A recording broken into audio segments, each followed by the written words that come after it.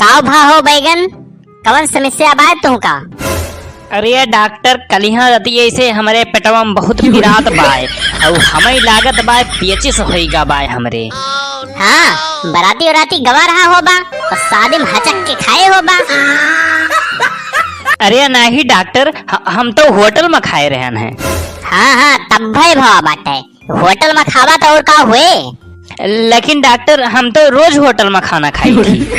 देखा बच्चा, अगर सेहतमंद रहे के बात होगा तो रोज रोज होटल में खाना खाए का बंद कर दिया और कोशिश करा घरे खाना खाए के। ठीक बा डॉक्टर साहब, अब हम होटल से खाना पैक कराए के घरे लाए के खाबे।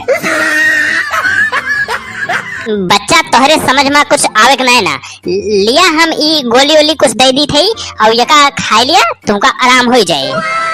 अरे डॉक्टर गोली ओली छोड़ा, पहले एक बाल्टी पानी दिया हमें। अरे एक गिलास पानी लिया पिया यार, एक बाल्टी पानी का कर बातू नहाट थोरो बाटे। अरे डॉक्टर ई तोहार कुर्सिया साफ करे पड़े हो, देखा था यही होइगा। और भैया ई नवा चैनल है हमार, तो चैनलवा सब्सक्राइब करके सपोर्ट करत जा।